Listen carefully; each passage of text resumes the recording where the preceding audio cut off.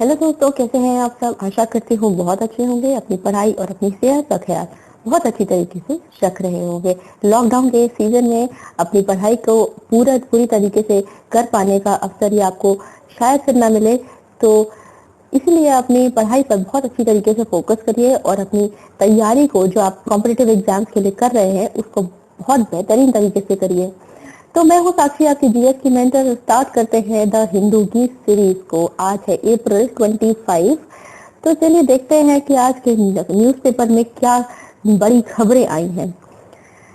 तो देखिए India records the largest single day spike of 1752 cases, toll hits 723। तो क्या हुआ है आज। आज बड़ी दुखद खबर आई है ये। आज 1700 के करीब केसेस जो है वो एक ही दिन में इतने केसेस बढ़ गए हैं, और जो डेथ रेट है वो अप्रोक्सीमेटली 700 के करीब पहुंच चुकी है। चलिए देखते हैं, पूरी न्यूज को कवर करते हैं। आज पता चल रहा है कि कम से कम जो 9 लाख लोग हैं जो कि कोविड-19 के सर्विलेंस के अंडर में है इंडिया में। यूनियन हेल्थ मिनिस्ट्री के द्वारा ये बात बताई गई है कि 9 लाख लोग जो है अंडर सर्विलेंस हैं, और जो टोटल नंबर ऑफ ये बढ़ गए हैं, क्या कहते केसेस, वो है 23,000 के अब जा चुकी हैं। ठीक है, तो अब देखोगे आप कि क्या कंडीशन आप देखने को मिल रही है, तो थोड़ी सी एक दुखद घटना है। चलिए देखते हैं अगले स्लाइड की तरफ। यहाँ पे थोड़ा बेहतरीन तरीके से, बेटर तरीके से चीजों को बताया गया है कि कैसे कैसे जो है परेशानियां और केसेस बढ़ते चले जा रहे हैं। देखिए, कंट्री रजिस्टर्ड, ध्यान से देखिए दोस्तों, country registered another biggest single day spike with 1752 positive covid cases, right. तो फिर एक 1700 पॉजिटिव केसेस आए हैं, और इंडिया करेंटली इस समय इंडिया के पास कम से कम 17,000 से ऊपर जो है वो कोविड-19 केसेस है। 4800 के करीब लोग जो है वो रिकवर हुए हैं, और रिकवरी रेट बढ़ा है। पिछली कल हमने लेक्चर में देखा था कि 19.83 समथिंग कुछ रिकवरी रेट था। 20.57% जो है वो रिकवरी रेट हो गया है as per the health ministry. Okay, fine. चलिए अगली आर्टिकल, जो छोटे से आर्टिकल है, बहुत ही इंपॉर्टेंट है, यहाँ पर उसको देख लेते हैं। India must be self reliant, says Modi. Modi कहते हैं कि इंडिया को सेल्फ रिलायंट होना पड़ेगा। आज जो है प्राइम मिनिस्टर नरेंद्र मोदी ने जो है एक मैसेज दिया है कोविड-19 पैंडेमिक को लेकर के। ये जो मैसेज है वो कैसा है, आप जरा देखिए ध्यान से। मोदी ने जो है एड्रेस किया है पंचायती राज, पंचायत जो पूरे ऑल ओवर इंडिया जो पंचायत फैली हुई है उनको एक तरीके से एड्रेस किया है। उन्हें पंचायती राज दिवस पे उनको ये बताया गया है कि हमें सेल्फ रिलायंट होना पड़ेगा इस परिस्थिति से निकलने के लिए। तो अब देखिए कि उन्होंने बताया कि एक वीडियो कॉन्फ्रेंस के थ्रू ये चीजें बताई कि उन्होंने ई ग्राम स्वराज जो है नाम का एक रूरल इंफ्रास्ट्रक्चर को बढ़ाने के लिए एक और उसे मॉनिटर करने के लिए एक प्रकार का एक डिजिटल प्लेटफॉर्म तैयार किया है, और ई गवर्नेंस करके एक और स्वामित्व प्रोग्राम भी चलाया है, which involve mapping of the rural housing and land holdings via technology including drone. कहने का मतलब ये है कि ये सारी जो डिजिटल प्लेटफॉर्म्स हैं, ये मिस्टर मोदी ने बताया है वीडियो कॉन्फ्रेंस के थ्रू कि पंचायत को ये सारी जो के थ्रू जो है सारे रूरल एरिया को पूरी तरीके से मैप किया जाएगा। किस तरह से मैप किया जाएगा, उनको ड्रोन्स की टेक्नोलॉजी की मदद से इन सारे रूरल एरिया से एक कवर अप लिया जाएगा, कि देखा जाएगा कि हाँ ये एरियाज हैं, और इनके थ्रू जो है हम रूरल हाउस होल्ड की मैपिंग कर सकते हैं, लैंड होल्ड्स की, कितनी लैंड होल्डिंग है और क्या कहाँ पे कौन कितने लोग बीमार हैं और क्या है। इस तरीके से हम इसको मैपिंग करके हम इस चीज को देख सकते हैं। तो बेसिकली हेल्प करेगा हमें इन्फेक्शन डिटेक्ट करने के लिए। इसके अलावा छोटी सी न्यूज इधर है कि टोटल लॉकडाउन हुआ है 5 तमिलनाडु सिटीज में। तमिलनाडु में बहुत मतलब सॉर्ट ऑफ कह सकते केसेस बढ़ गए हैं। तो तमिलनाडु के 5 सिटीज में कल टोटल लॉकडाउन रहेगा। तो देखिए ये थोड़ा सा एक स्टेट स्पेसिफिक न्यूज है, जो कि बहुत ज्यादा सेंट्रल एग्जामिनेशन के लिए तो पॉइंट ऑफ व्यू से इम्पोर्टेंट नहीं है, लेकिन फिर भी आप देखिए कि जो क्या क्या है, what to do and what not to do.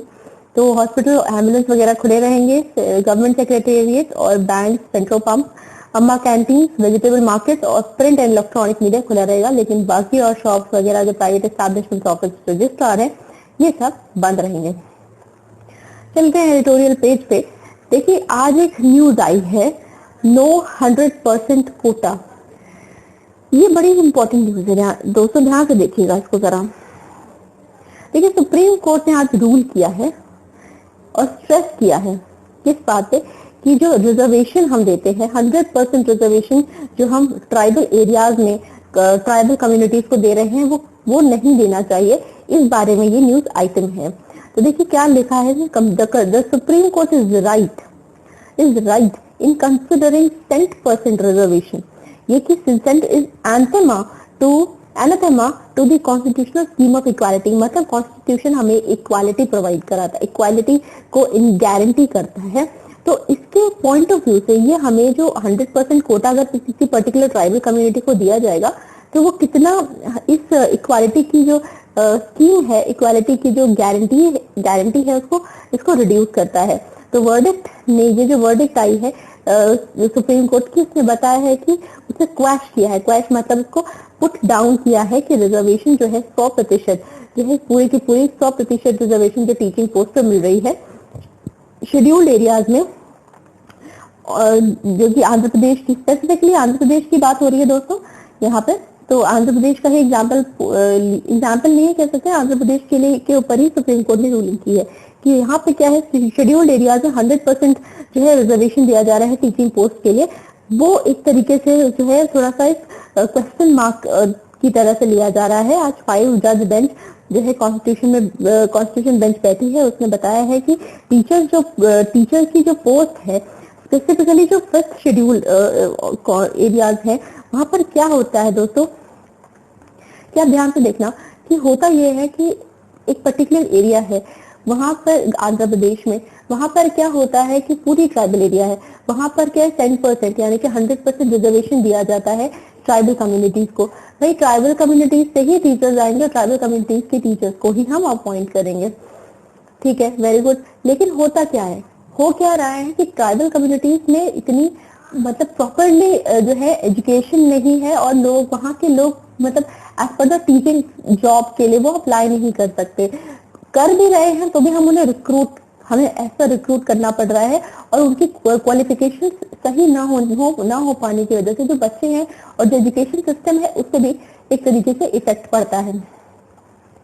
तो हो क्या रहा है उस पर्टिकुलर एरिया में या उस पर्टिकुलर जो ट्राइबल को हमने कोटा दे रखा है कि 100% कोटा मिला हुआ है कि ट्राइबल जो लोग होंगे उन्हीं को हम सिर्फ ये टीचिंग की पोस्ट दे सकते हैं। तो बहुत दूर दराज के एरिया से जो टीचर्स हैं उनको भी यहाँ पे रिक्रूटमेंट दिया गया है इस ट्राइबल एरिया में। लेकिन एक तरीके की आप देखोगे कि एब्सेंटिज्म देखने को मिलती है। ये देखो एक तरीके की एब्सेंटिज्म, ये वर्ड है यहाँ पे, वो देखने को मिल रही है टीचर्स में। जो दूर दराज के एरिया से आते हैं वो ट्राइबल एरिया में आकर पढ़ा नहीं पाते। तो ये एक तरीके का हमारे लिए डिसफंक्शनल जॉब हो जा रहा है। आप 10% रिजर्वेशन तो दे रहे हो लेकिन एजुकेशन सिस्टम पे एट लास्ट क्या फर्क पड़ रहा है, इसके बारे में ऑथर बात करना चाह रहे हैं। और वही जो बेंच है वो यही कह के क्वेश्चन कर रही है इस ऑर्डर को कि ये एक वायबल सोल्यूशन नहीं है। इसके अलावा आज एक दूसरा केस और आया है जो आर्टिकल 371D के अंदर में है। दोस्तों जाकर के जरा इंडियन पॉलिटी की आप कॉन्स्टिट्यूशन जो लक्ष्मीकांत आप प्रेफर करते होंगे, अगर आप यूपीएससी के प्रिपरेशन कर रहे हैं और दूसरे एग्जाम की भी कर रहे हैं तो आप आर्टिकल 371, अगर आप और कुछ नहीं तो गूगल सर्च मार के देखिएगा। वो एक स्पेशल कैटेगरी में आंध्र प्रदेश के कुछ एरियाज को रखा गया जहाँ पे गवर्नर जो होता है या सॉरी प्रेसिडेंट जो होता है उसके पास ये अधिकार होता है कि वो उस एरिया में कैसे कैसे बदलाव लाने हैं, वो उस एरिया में उस तरह के बदलाव वो ला सकता है। तो इसी के बारे में ऑथर बता रहे हैं कि president under article 371D has issued orders that a resident of, उन्होंने ये एक ऑर्डर इशू किया कि एक पर्टिकुलर जो डिस्ट्रिक्ट है वो आप देखो कि कुछ एरिया ट्राइबल एरियाज है उनको 371D के अंदर में रखा गया है अंडर द कॉन्स्टिट्यूशन, जिसमें कि president directly rules and laws बनाता है। तो इसमें क्या है कि उसमें बताया गया है कि प्रेसिडेंट ने इसके अंदर में बताया ये रूल्स बनाए हैं कि पर्टिकुलर डिस्ट्रिक्ट जो वहाँ की इस एरिया के है वो दूसरे डिस्ट्रिक्ट में अप्लाई नहीं कर सकती, क्योंकि आप देखोगे कि एक पर्टिकुलर जो है system of recruitment public services में फॉलो होता है।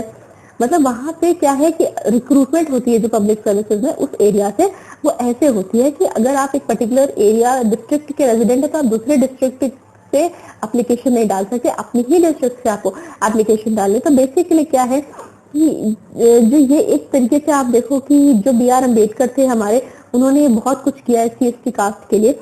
उन्होंने भी ये चीज कही थी कि हाँ, हमें लोगों को रिजर्वेशन इसलिए देनी है ताकि हम उनको इक्वली, एक डिप्राइव्ड सेक्शन को एक इक्वली बैलेंस और कॉम्पिटिटिव लेवल पे ला करके उन्हें खड़ा कर सकते हैं बाकी की जनरल पॉपुलेशन के मुताबिक। लेकिन यहाँ पर क्या हो रहा है कि एक तरीके से जो स्पर्धा है, एक तरीके से जो कंपटीशन है वो कम हो जा रहा है। अगर आप एक ही पर्टिकुलर रेजिडेंट के हो, वहीं से आप उसी एरिया से आप उसी पोस्ट के लिए अप्लाई कर सकते हो, देन आपके पास चॉइसेस और चांसेस लिमिटेड हो सकते हैं, बल्कि आप कैपेबिलिटी रखते हो लेकिन आप तब भी नहीं कर पाओगे।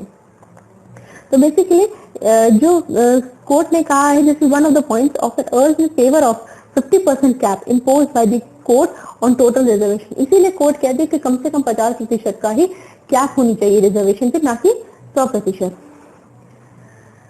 इसके अलावा आप एक चीज और देखिए, एक चीज और डिस्कस कर रहे हैं, ऑथर कह रहे हैं कि section with SC ST are cornering all the benefits do not affluent section, affluent section. मतलब एफ्लुएंट का मतलब होता है कि कुछ सेक्शंस ऐसे भी हैं जैसे कि जो एससी है, एसटी कैटेगरी के हैं, वो बहुत ही एफ्लुएंट है, मतलब बड़े बड़े पोस्ट पे बैठे हुए हैं, डॉक्टर है, अच्छे कॉर्पोरेट में सीईओ वगैरह हैं, ये अच्छी पोस्ट पे बैठ करके भी अपने इस चीज का फायदा उठा रहे हैं कि उन्हें, उनके बच्चों को तो कोटा मिलेगा ही मिलेगा।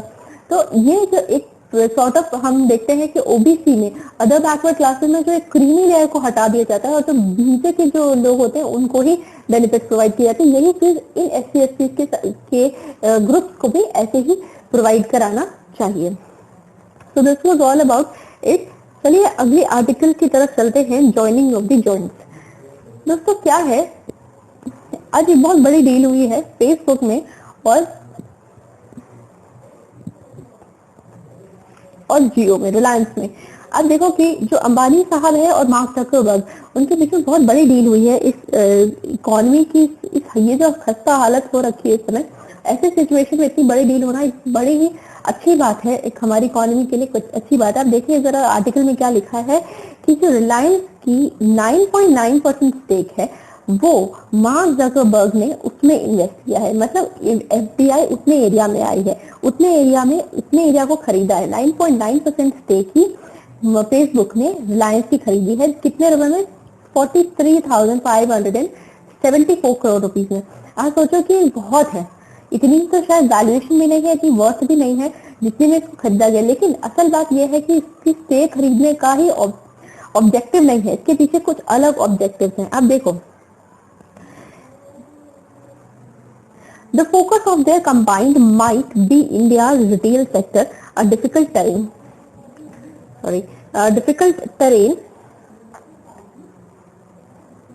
In recent years, retail space has been an ongoing battlefield. देखिए दोस्तों हो क्या रहा है मैं बताती हूँ। देखिए इसके अलावा जो फेसबुक है, फेसबुक कह रही हूँ, व्हाट्सएप जो है, हम हर कोई यूज कर रहे हैं आजकल व्हाट्सएप। मुझे शायद ही लगता होगा कि कोई होंगे जो व्हाट्सएप यूज नहीं करते होंगे। हाँ ये अलग बात है, सिविल सर्वेंट जो उसकी प्रिपरेशन करते हैं, एस्पिरेंट्स होते हैं, वो शायद वैसा वाला फोन रखते हैं, मैं भी रखा करती थी। तो ये चीजें हैं कि वो ऐसा फोन रखते हैं, लेकिन फिर भी एक सॉर्ट ऑफ व्हाट्सएप का जो इस्तेमाल आज की डेट पे हो रहा है वो इतना वाइड है कि व्हाट्सएप चाहता था कि उसको एक तरीके से पेमेंट ऑप्शन की तरह यूज किया जाए। ठीक है, तो जैसे गूगल पे है, पेटीएम है, ये एक तरीके से जो है हमारे पेमेंट सर्विसेज कंपनीज है, इनके थ्रू हम पेमेंट कर सकते हैं। तो व्हाट्सएप भी यही चाहता था। व्हाट्सएप का ओनर कौन है? फेसबुक। आप देखोगे कि आपके व्हाट्सएप के नीचे फ्रॉम फेसबुक करके लिख के आता है, बिकॉज फेसबुक ने एक्वायर कर लिया है। तो ये चीजें हैं। तो अब आप देखो कि व्हाट्सएप जो है मैक्सिमम लोगों के पास 4 मिलियन के करीब इसके यूजर्स हैं और इतना ब्रॉड तरीके से फैला हुआ है। लेकिन क्योंकि हमारी जो गवर्नमेंट है वो ये नहीं चाहती थी कि हम व्हाट्सएप का, क्योंकि सेंटर यहाँ पे नहीं है, वो दूसरी कंट्री में उसका सेंटर है, तो हम नहीं चाहते थे कि हमारा कोई भी डेटा है जो है, यहाँ के लोगों का जो डेटा है वो यूएस में कहीं जाकर के सेव हो जाए। इसीलिए हमने ये चीज को अलाउ किया कि ठीक है, जियो हमारी ही अपनी मेड इन इंडिया ब्रांड है, तो ये बड़ी टेलीकॉम सेक्टर है, लार्जेस्ट जो कह सकते नंबर 1 टेलीकॉम ब्रांड है। अगर इसके साथ हम एक तरीके का हम क्या कहते हैं एक बैकअप कर लेंगे, तो हमारे लिए ये बड़ी ही अच्छी चीज हो जाएगी कि हम फेसबुक व्हाट्सएप को भी एक पेमेंट सर्विस प्रोवाइड कराने के लिए इस्तेमाल कर सकते हैं। और क्या होगा कि अगर हम इसके थ्रू पेमेंट करवाएंगे, और आप ये देखोगे कि जो अम्बानी साहब की जो जियो की जो एक काइंड ऑफ मार्ट है, आप देखो एक ई कॉमर्स ब्रांड जो उन्होंने चलाया हुआ है इस टाइम पे। एक मिनट में आपको दोस्तों दिखाती हूँ, कहीं पे लिखा हुआ है ये।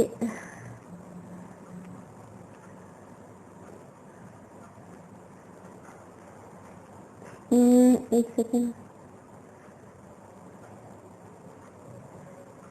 मैं आपको बता देती हूँ एक मिनट के लिए। जियो मार्ट, अब देखिए दोस्तों यहाँ पे लिखा हुआ है जियो मार्ट। इसका जियो मार्ट जो है बेसिकली ये एक तरीके से रिटेलर के उसको कवरेज देगा। तो आप बेसिकली हम पेमेंट करेंगे और हमें बहुत बड़ी मार्केट, जियो वालों की बहुत बड़ी मार्केट, एक तरीके से सारी की सारी अगर हमें ऑनलाइन शॉपिंग करनी है, जैसे आजकल हम Amazon और फ्लिपकार्ट का इस्तेमाल करते हैं, वैसे ही हमारे लिए जियो मार्ट हो जाएगा।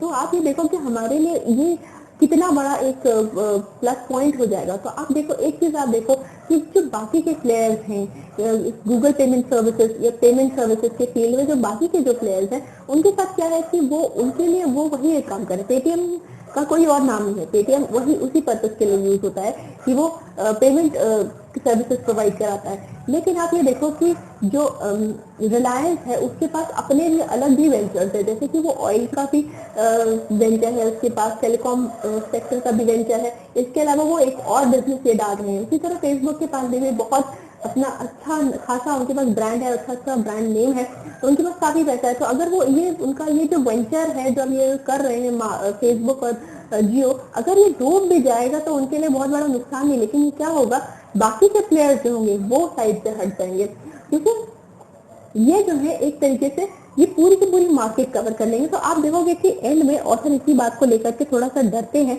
कि कैसे कि एक तरीके से ये लोग जो है एक तरीके से मोनोपोली बना लेंगे मार्केट में, पूरी की पूरी मोनोपोली इन्हीं की हो जाएगी, पूरी मार्केट में बस यही एक सप्लायर रह जाएंगे। और उसके बाद क्या होता है कि एक इंडिया की इंटरनेट इकोनॉमी जो है वो पूरी की पूरी स्टेट पे आ जाएगी।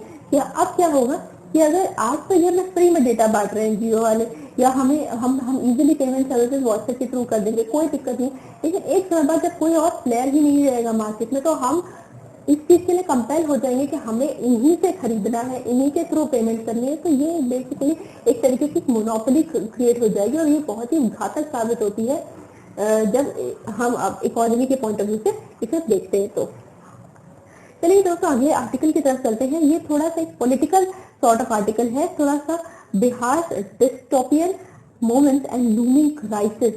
तो ये थोड़ा सा ध्यान में देख लीजिए। वैसे ये पर्टिकुलर बिहार के ही कंट्री के बिहार की स्टेट के ही पर्टिकुलर उस पे है, तो ये एज पर इतना स्पेसिफिकली इतना इम्पोर्टेंट नहीं है, लेकिन फिर भी आपको थोड़ा बहुत जानने की जरूरत है। तो आप जान लीजिए कि देखिए बिहार में काफी सारी परेशानियां समय पे आगे खड़ी हुई है। वो स्टेट में जो है एक तरीके की काफी सारी प्रॉब्लम्स का सामना स्टेट को करना पड़ रहा है। माइग्रेंट्स हैं तो उनके साथ भी परेशानियां हैं, उनके पास रेमिटेंसेस नहीं है क्योंकि माइग्रेंट्स बाहर फंसे हुए हैं, उनके पास कोई जॉब नहीं है।